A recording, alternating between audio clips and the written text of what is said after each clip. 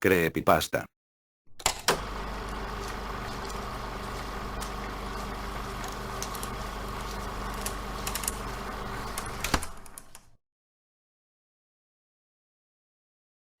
Ayer se cumplió un año desde que mi hija desapareció.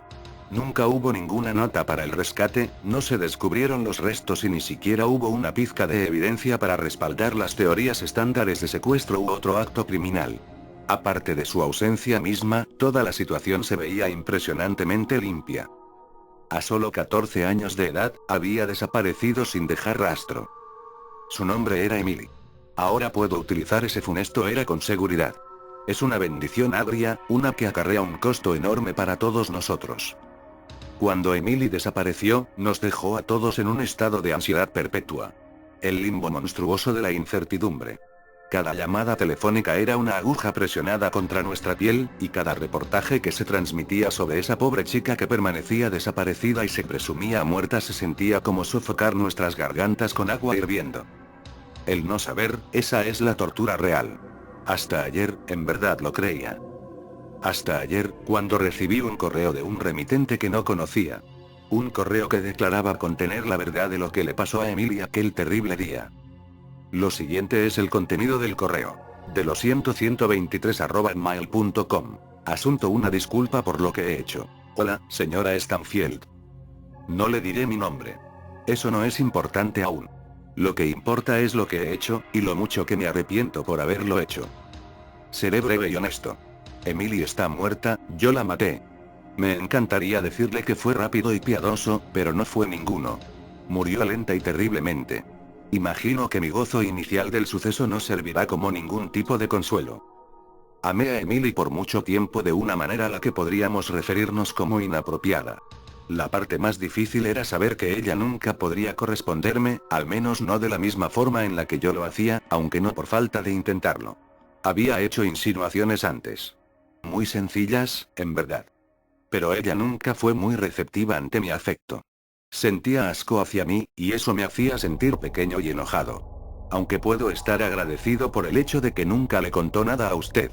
Supongo que habría sido poderosamente embarazoso para ella si ustedes lo sabían. ¿Sabe lo difícil que es lidiar con una fantasía, señora Stanfield? He tenido sueños tan desagradables sobre Emily, y sé que son desagradables, pero no puedo evitar encontrarlos excitantes. Me he preguntado muchas veces a lo largo del último año si fue la fealdad del asunto lo que lo hacía tan apasionante. Cuando lo único que tienes es una fantasía que consideras como inalcanzable, pasas mucho tiempo afinándola, como un escultor tallando una estatua, esperando hallar la perfección escondida en el granito. No importa cuántas veces aflojes las válvulas secretamente con tus manos, eso solo apagará la fantasía, pero no la destruirá. No la puede destruir. Solo obtiene otro componente. Quizás son otros 15 minutos de tortura, otro grito. Quizá es una herramienta diferente que se añade a la caja.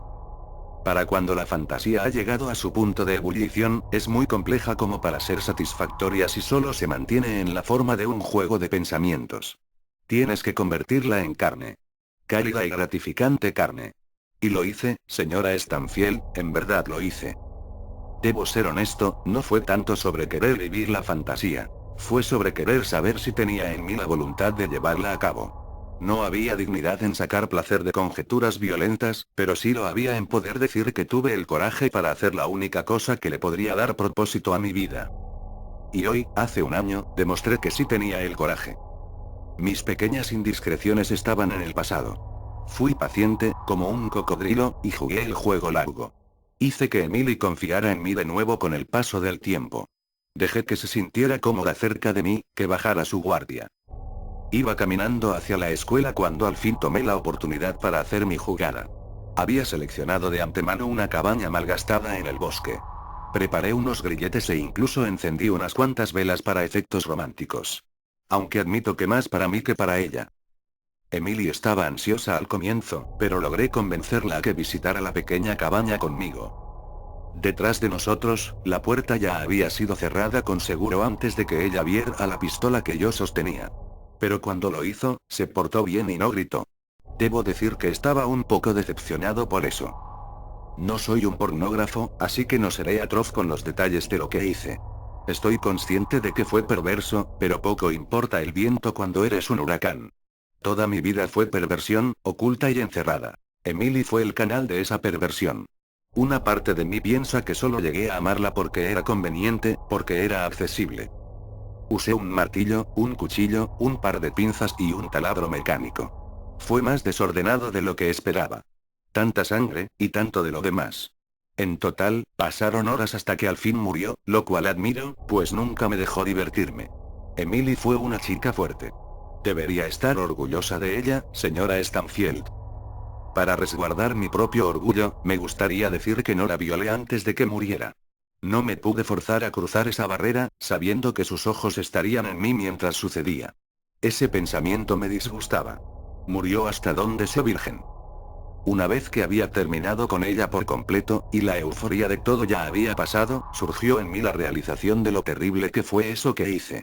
Mi placer se tornó en repugnancia, y toda la dulzura que estaba dentro de mí mientras la mataba se sintió amarga. Me di cuenta de que no estaba destinado a ser un asesino, que eso no encajaba conmigo. Que, más allá del placer temporal del acto, el pensamiento de tomar la vida de alguien me indignaba.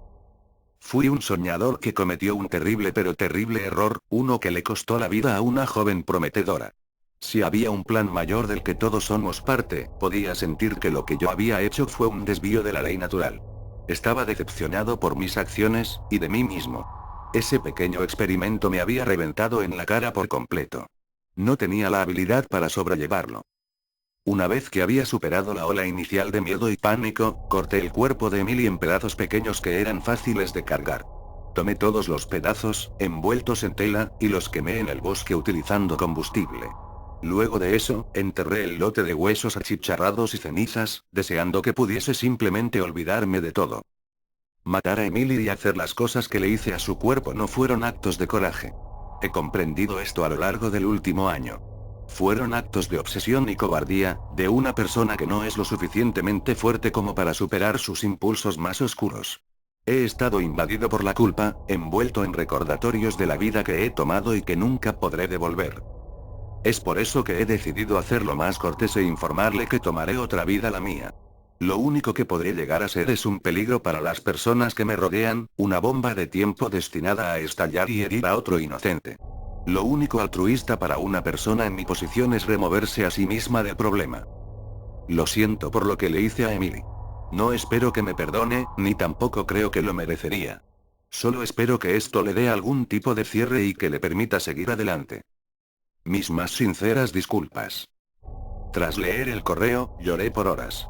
Esta reacción violenta no fue porque hubiese sido contactada por el asesino de mi hija, sino porque sentía que alguien le estaba jugando a mi familia una broma horrorosa luego de todo por lo que habíamos pasado.